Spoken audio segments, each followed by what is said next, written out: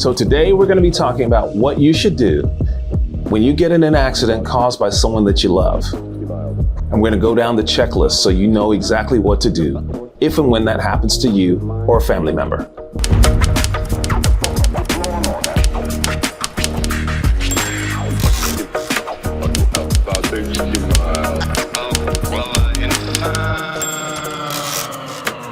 I cannot tell you how many times I've got that phone call from a family member who's enjoyed a long weekend with friends and family to discover that they've been significantly injured by someone that they really care for.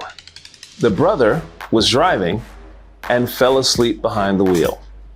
It turns out the night before, he went out partying, had a few too many, and probably should not have been behind the wheel. What happened next was an accident ensued, and the young lady ended up in the hospital suffering a broken leg.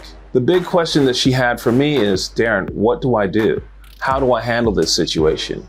What are the considerations? I don't want to hurt my brother, but I'm significantly physically injured. There's a number of things that she had to consider that most family members have to consider in dealing with a situation like that.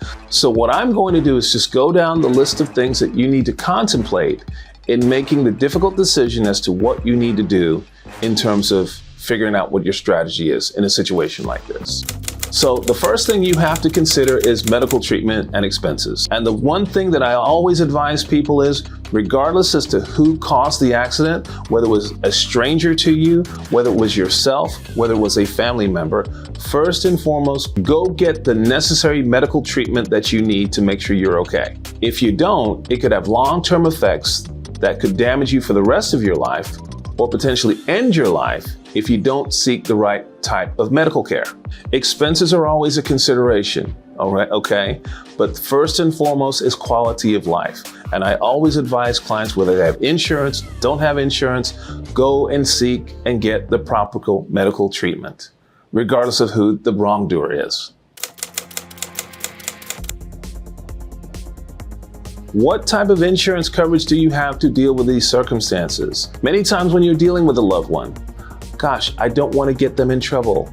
I don't want to tell the truth about who caused the accident. And you don't want to get involved in that. If you are dishonest with the insurance company with regards to filing your claim or giving them information, it can vitiate your claim, which means they do not have the responsibility to cover your medical expenses. So always be honest and truthful when giving this type of information up. Next, you have to establish your legal duty of care, okay? I'm really gonna put my legal hat on here to explain this one, because many times family members don't like to point the finger at other family members.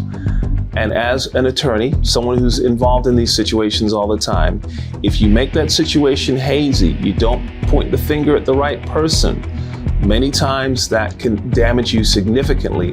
Whereas if we do not know who is clearly at fault, then the wrongdoer many times gets away with it, or the insurance companies can disclaim coverage.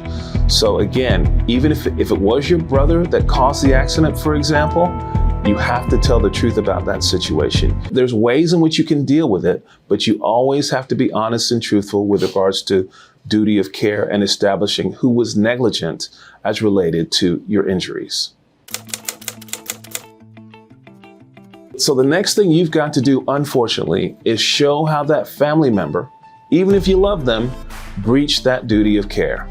Which means, for example, if they're driving you, were they not paying attention? Did they fall asleep? Did they fail to bring to your attention that they can't properly operate that vehicle? Any of these issues is a clear breach of their responsibility if they're driving you, and they have a legal responsibility to look out for your best interest, to tell you they can't drive. Make sure that you stay free from harm.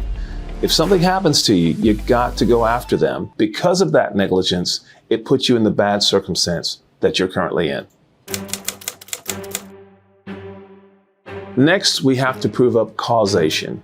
That's a situation and circumstance where you prove that their lack of responsibility is clearly connected to your injuries. To show that their negligence or their inaction is clearly linked to the damages suffered by you, the injured party. Next, we need to talk about damages. And we need to be specific with regards to these damages. Many times with a family member, we don't want to be specific. Oh, I'm okay, it didn't hurt too much. Yes, this broken arm that I have, it happened some other place. No, we want to clearly delineate all damages, injuries, and issues that are related to this particular incident and related to that family member. We want to be specific about that, because if we are not specific about it, at some point down the line, we may not be able to get you compensated. So we have to be very specific about the damages that you've suffered and the fact that they were caused by that negligent party, even if you love them very much. I think that anytime you suffered a significant physical injury suffered by someone that you love, always get an attorney to assist you with that. The biggest reason is you've got an independent party of sorts to help you make important decisions. They can let you know whether certain things are petty, whether certain things are important, but to provide you with guidance, counsel in your decision making, which again could affect you the rest of your life, especially if you're talking about going against someone that you really, really have feelings for. One of the most important decisions you're going to have to make at some point is it time for me to resolve the case at this level, or should I pursue litigation in an attempt to get more money? There are many considerations in making these types of determinations, but this is where you need a good attorney to sit down to explain to you the lay of the land so that you can make the right decision with regards to what you need to do with your family member and what you need to do with the money that's on the table and what those ramifications could be one direction or the other based upon the decision that you make. So again, there's no hard and fast rule. It's going to depend on the circumstances, the type of injury, the deep pockets you're going after. So all those factors go into the decision with regards to what you need to do. So just make sure you've got a good attorney to help you make that decision, and you should be just fine. So one of the factors you really have to pay close attention to when you're dealing with family members is the statute of limitations. Because many times when you're dealing with someone that you really care about, you want to slow down with your decision making. You care about that person. You don't want to be in a rush to judgment of sorts, and you really care and you love that other party.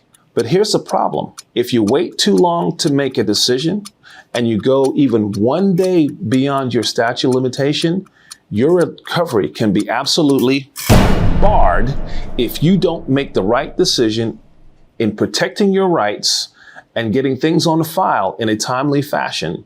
So I always recommend folks get the information to make sure that you are in line with your statute of limitations and act quickly in terms of making a decision as to whether or not to go after a family member and to protect your legal rights.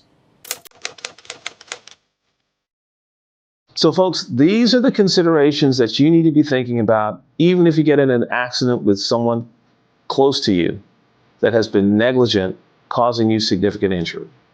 I know emotionally we want to protect that loved one, but keep in mind that loved one that you care about, without any doubt, has caused you damages, and you are entitled to compensation. Before you decide to just waive it and let it go, make sure you sit down with someone that you can trust. You've properly evaluated your medical condition, and then make a decision that's in not only your best interest, but in the family's at large. There's a number of factors to consider. We've gone through a bunch of them. If you have any questions about any of this information, because I know it's a lot, leave your comment below and I'll do everything I can to answer your questions and point you in that right direction. I know this is a very difficult time with the injuries that you're potentially suffering and the person you gotta go after. But trust me when I tell you, you're going to get through it, you're going to get better, and you're going to leave your family situation in the best situation possible as long as you go through this checklist. I'm attorney Darren Miller, and I just want to remind you, this is DLAW.